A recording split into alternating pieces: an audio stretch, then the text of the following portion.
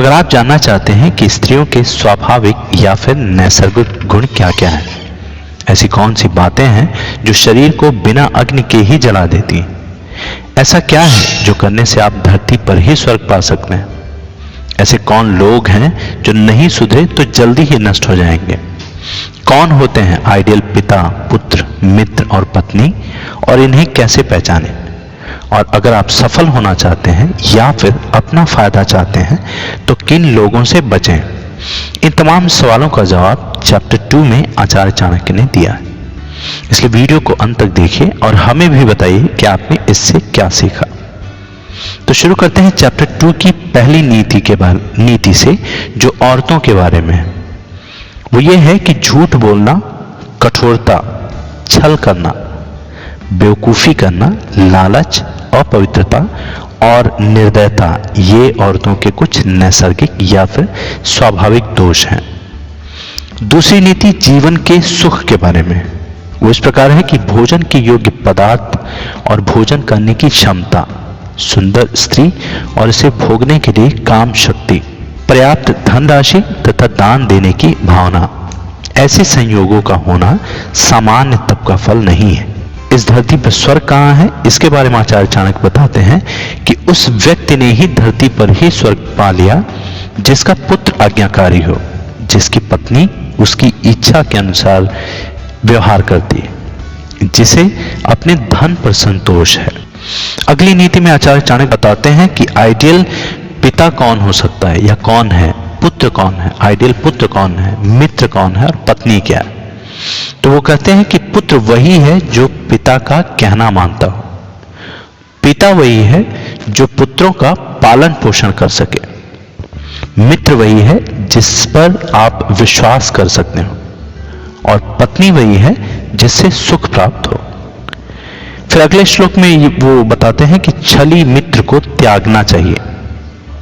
ऐसे कौन से लोग हैं जिनको त्याग कर आपको फायदा ही फायदा होता है, उसके बारे में उनकी अगली नीति कहती है कि ऐसे लोगों से बचें जो आपके मुंह पर तो मीठी बातें करते हैं लेकिन आपके पीठ पीछे आपको बर्बाद करने की योजनाएं बनाते रहते हैं। ऐसा करने वाले तो उस विष के घड़े के समान हैं जिनकी ऊपरी सतह दूध से भरी होती है। फिर मित्रता से ही अगला नीति है, वो ये कहता है कि एक बुरे मित्र पर तो कभी विश्वास न कीजिए, एक अच्छे मित्र पर भी विश्वास मत कीजिए, क्योंकि यदि ऐसे लोग आपसे रुष्ट हो जाते हैं या दुखी हो जाते हैं तो आपके सभी राज से पर्दा खोल देते हैं।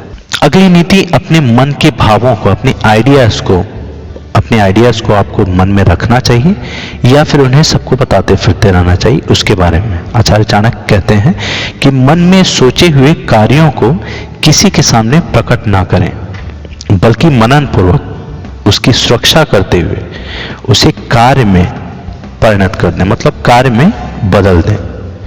तो इस श्लोक का सार ये निकलता है कि आपके जो भी आइडियाज हैं या जो भी आप मन में प्लानिंग कर रहे हैं उसको तब तक नहीं बताएं जब तक कि वो काम हो नहीं जाता हो। अगली नीति भी कुछ गुणों की चर्चा करती है जो बताती है कि क्या हमारे लिए दुखदाई होता है। इस प्रकार है कि मूर्खता दुखदाई होता है, जवानी भी दुखदाई है, लेकिन इन सबसे ज्यादा कहीं दुखदाई किसी दूसरे के घर जाकर उसका एहसान लेना है। उसी तरफ अगली नीति में आचार्य चाणक्य बताते हैं कि सज्जन पुरुषों का कहाँ ठिकाना होता है, वो कहाँ हो सकते हैं, कहाँ नहीं हो सकते हैं। ये हमने बचपन में भी पढ़ा था, जो इस प्रकार है कि हर पर्वत पर माणिक्य नहीं होते हैं, हर हाथी के सर पर मणि नहीं होता, और सज्जन पुरुष भी हर जगह नहीं होते, और हर वन में चंदन के वृक्ष भी नहीं होते। अगली नीति कहती है कि बुद्धिमान पिता को अपने पुत्रों को शुभ गुणों की सीख देनी चाहिए, क्योंकि नीतिज्ञ और ज्ञानी व्यक्तियों से ही कुल की पूजा होती है। और फिर इसी को आगे बढ़ाते हुए वो कहते हैं कि जो माता व पिता अपने बच्चों को शिक्षा नहीं देते हैं वो तो बच्चों के शत्रु के समान है, क्योंकि वे विद्याहीन बालक विद्वानों की सभा में वैसे ही तिरस्कृत किए जाते हैं जैसे हंसों की सभा में बगुले। जाहिर है कि आचार्य चाणक्य विद्या को बहुत महत्व देते थे, इसलिए इन नीतियों में उन्होंने साफ साफ ये लिखा है। फिर बच्चों के पालन पोषण से भी जुड़ी हुई कुछ नीतियां उन्होंने बताया है। अगली नीति वही है, वो कहती है कि लाड प्यार से बच्चों में गलत आदतें ढलती हैं। उन्हें कड़ी शिक्षा देने से वे अच्छी आदतें सीखते हैं। इसलिए बच्चों को जरूरत पड़ने पर दंडित करें, ज्यादा लाड प्यार ना करें। फिर विद्या से ही जुड़ा एक और नीति है जो इस प्रकार है कि ऐसा एक भी दिन नहीं जाना चाहिए जब आपने एक श्लोक, आधा श्लोक, चौथाई श्लोक या श्लोक का केवल एक अक्षर नहीं सीखा, या आपने दान, अभ्यास या कोई पवित्र कार्य नहीं किया। उस जमाने में पढ़ाई लिखाई तो संस्कृत के स्क्रिप्चर्स या श्लोकों के द्वारा ही हुआ करता था। आज के कंटेक्स्ट में हम ये कह सकते हैं कि आप पढ़ाई पे अपना कुछ समय हर दिन भी बिताना ही चाहिए, चाहे वो एक चैप्टर हो, थोड़ा सा एक पैराग्राफ ही हो, जितना हो सके कम से कम या अधिक से अधिक उतना टाइम आपको पढ़ाई लिखाई में स्पेंड करना चाहिए। अगले श्लोक में भी दुख की बात उन्होंने की है कि आपको वियोग कैसे मिलता है, दुख कैसे मिलता है। नीति कहती है कि पत्नी का वियोग होना, अपने ही लोगों से बेइज्जत होना, बचा हुआ ऋण, ऋण बोलते हैं कर्ज को, और दुष्ट राजा की सेवा करना, गरीबी और दरिद्रों की सभा, ये 6 बातें शरीर को बिना अग्नि के ही जला देती हैं। जैसा हमने इंट्रोडक्शन में आपको बताया था कि अगर आप जानना चाहते हैं कि ऐसा क्या है जो आपको बिना अग्नि के ही, बिना आग के ही जला देती है, तो वो यही है।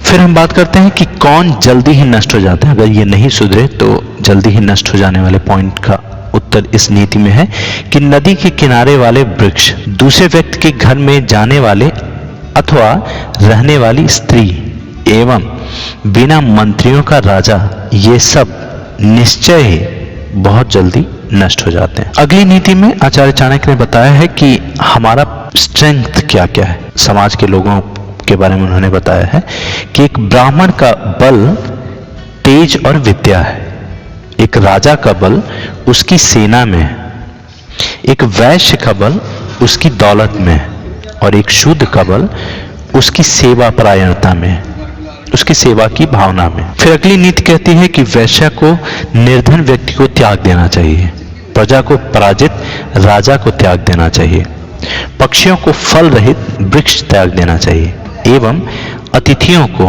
गेस्ट्स को भोजन करने के पश्चात मेजबान के घर से निकल देना चाहिए। ब्राह्मण दक्षिणा मिलने के पश्चात अपने यजमानों को छोड़ देते हैं। विद्वान विद्या प्राप्त के बाद गुरु को छोड़ देते हैं, और फिर पशु जले हुए वन को त्याग देते हैं। फिर कौन लोग जल्दी नष्ट हो जाते हैं, उसी की बात को आगे बढ़ाते हुए आचार्य चाणक्य फिर कहते हैं अगली नीति में कि जो व्यक्ति दुराचारी, दुराचारी मतलब जो गलत आचरण करता है, जो अलग गलत काम करता है, या कुदृष्टि वाले एवं बुरे स्थान पर रहने वाले मनुष्य के साथ मित्रता करता है, वह जल्दी नष्ट हो जाता है। तो इस नीति से मित्रता और दोस्तों की पहचान और दोस्तों के संगति की बात भी आचार्य चाणक्य सर्टिफाई करते हैं। फिर अगली नीति जो इस चैप्टर की आखिरी नीति है, उसमें प्रेम और मित्रता किनसे करनी चाहिए उसके बारे में उन्होंने बताया है कि प्रेम और मित्रता बराबर वालों में अच्छी लगती है। राजा के यहाँ नौकरी करने वाले